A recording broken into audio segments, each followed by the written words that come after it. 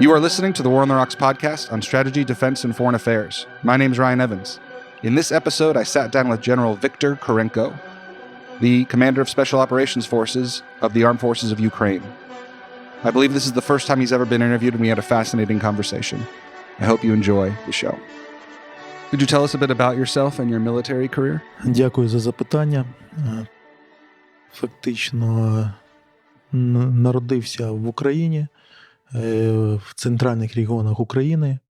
I was born in Ukraine, actually in the central Ukraine. I started my military career as cadet at Zhytomyr Military Institute. Then I have served for 3 years in Special Operations Unit in Kirovograd. After that, I had a 12 years career in 100% officers team, which actually was a part of a main Directorate of Intelligence. After in total of 15 years of service, I was appointed as a commander of Special Operations Forces. Був призначений командувачем Сил спеціальних операцій. What was your experience like when Russia attacked Ukraine back in 2014? Фактично ще в 2014 році, я добре пам'ятаю ці події, фактично ми ще за 2 тижні до вторгнення були... Well, I remember that back in the day in 2014, before the actual intervention of Russian forces, we understood what is going on. So our team was dispatched along all the borderline of Ukraine in the dangerous area, where we made an estimate what can be possible routes of incursion of Russian forces. So we studied the situation on the ground and tried to establish where will be the main hotspots of that intrusion. And after that, my team had direct contact with enemy. So mostly we were relocated then to Donetsk, and from Donetsk we were also dispatched into different places. We were on light armored vehicles, on jeeps, and sometimes we were delivered by helicopters. Часть ми пересувалися і на легкобронірованій техніці, часть на десь, скажімо, на джипах, часть нас швидко перекидували вертольотами для застосування безпосередньо. What are the roles and missions of Special Operations Forces in this war? Я скажу, що роль і місце дуже важливе. Чому? Це ми довго, скажімо, йшли до цього і создавали автономні... Well, the role is difficult to overestimate. It's really important these days because we perform the role of autonomous groups, which we develop, small autonomous groups which can be dispatched to different places, to different regions, and they can work in a distance from main forces, so they do not carry a lot of logistics, so it depends on their personal training, and that's how we employ such groups. So mostly we perform the following tasks: raid missions, snatch and grab operations, ambushes. We find and we look and find targets, which we then pass for targeting to other units. All the spectrum of Special Forces operations. What have you observed of how Russian Spetsnaz, how Russian Special Operations Forces have performed in this war, especially over time, and how they've been used and the state of their morale? Я так скажу, що на деяких ділянках вони застосовувались в районах, скажімо, довольно нагло. Well, I can say that they were used in many places, starting from all-out invasion period, and sometimes they acted so brazenly, but acting brazenly doesn't mean that it brings success. And sometimes they were used in the wrong way. They were used just as light infantry, and that's how they actually lost a lot of people. So, but our advantage is that we know the landscape. We know that this is our land, and we know why we are protecting and defending it. So this is our huge edge over our Russian counterparts, let's say.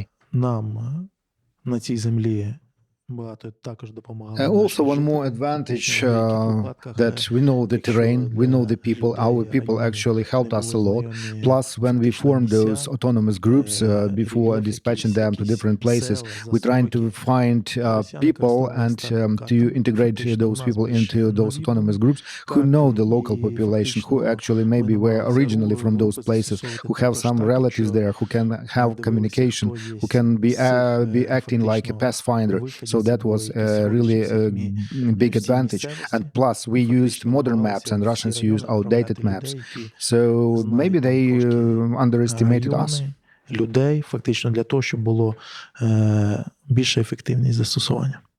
So there's still a lot of uncertainty about how Ukraine was preparing for the invasion. Could you talk about the role that Special Operations Forces played in preparing Ukraine for invasion by Russia in this war? Для кожного загону спеціального призначення були визначені райони оперативного застосування. В цих районах фактично групи I can вивчали tell you that місцевість, район, such людей. every Також sort of group готували has its area of responsibility, деякі and групи we людей, dispatched them to з those угоду areas just для before the all-out подальшого invasion, so застосування. they could prepare the battlefield. Так само, завчасно, They actually learned the ці local групи, terrain really загони well. виводились в ці They райони established communication та with local фактично people, застосовувались в local people, подальшому. especially Ми members розуміли, of коли йде local накопичення resistance сил movement. зі сторони And this is the противника. way they did that preparation. Ви самі знаєте, скільки батальйонно-тактичних груп було фактично.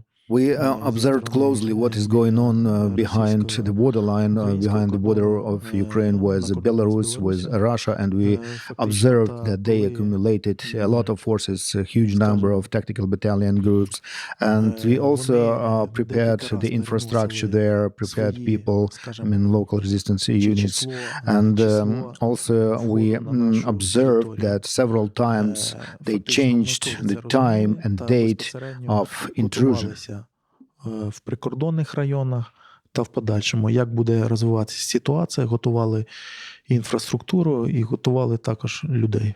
What are some things that Ukrainian Special Operations Forces need in terms of support from the West in order to be more effective? Розумієте, на даний час, я так скажу, що в майбутньому буде перемагати той, хто буде володіти, ми розуміємо, інформацією. That force can really win, which has better control and command structure, which has all updated information at hand, which is equipped really well. For example, when we deal with Russians, we see that in its bulk, in its mass, Russian forces, they do not conduct combat operations at night. So then we should fill that gap, then we should learn how to act at night more efficiently and do it. And for that end, we need all the necessary material like night vision devices and other stuff. And also during the last 7-8 months, we've seen how technologically drones prevail over the battlefield.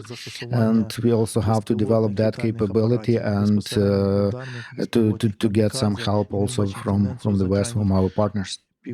So the only way for us to prevail in this fight is to act with a higher quality, because we cannot act with quantity like Russians, because we cannot follow the pattern like Russians maybe well-known pattern when they say that mothers will deliver more male babies who will become soldiers, and that's why we have to be technologically advanced in order to win this war.